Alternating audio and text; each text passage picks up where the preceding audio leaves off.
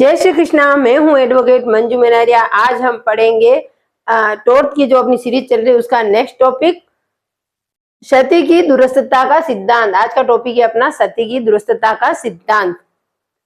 विधि का यह सुस्थापित सिद्धांत है कि किसी भी व्यक्ति को उसके लापरवाही पूर्वक कृत्यों से उत्पन्न होने वाली प्रत्येक हानि के लिए उत्तरदायी नहीं ठहराया जा सकता, क्योंकि किसी भी कृत्य के परिणामों की सीमा नहीं होती। वह केवल उन्हीं परिणामों के लिए उत्तरदायी हो सकता है जो उसके कृत्य से सीधे संबंधित हो। अभिप्राय यह हुआ कि अपकृत्य विधि के अंतर्गत कोई भी व्यक्ति किसी भी अन्य व्यक्ति के विरुद्ध नुकसानी का वाद केवल तभी ला सकता है जब ऐसे कृत्य से कार्य क्षति उस कृत्य का सीधा या प्रत्यक्ष परिणाम हो। यदि यह कृत्य एवं क्षति से सीधा संबंध नहीं है तो ऐसे कृत्य के लिए नुकसानी का वाद नहीं लाया जा सकता। इसे क्षति की दुरुस्तता का सिद्धांत कहते हैं।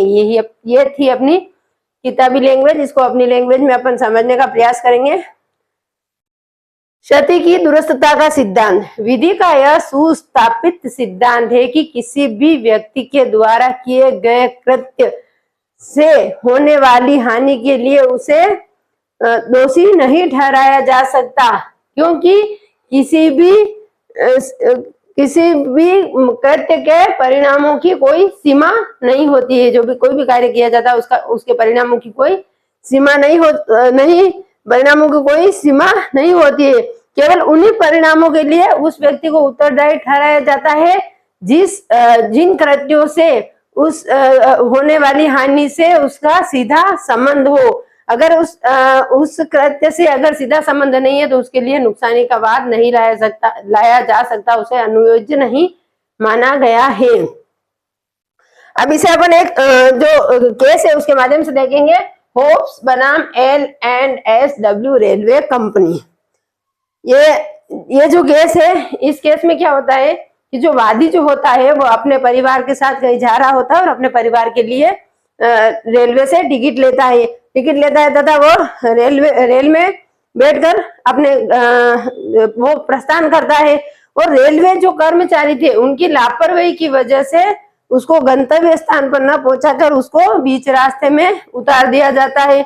इससे जहां उसको उतारा गया वहां पे न तो उसको कोई ठहरने की व्यवस्था मिली, न ही उसको कोई रिक्शा या ऐसा कोई व्हीकल मिला जिससे वो अपने गंतव्य स्थान पर पहुंच सके। इससे उसको बहुत परेशानी हुई और उसको बहुत दूर तक चलकर अपने गंतव्य स्थान पर जाना पड़ा, जिससे उसकी पत्नी को बीमार हो गई, उसको बुखार आ गया।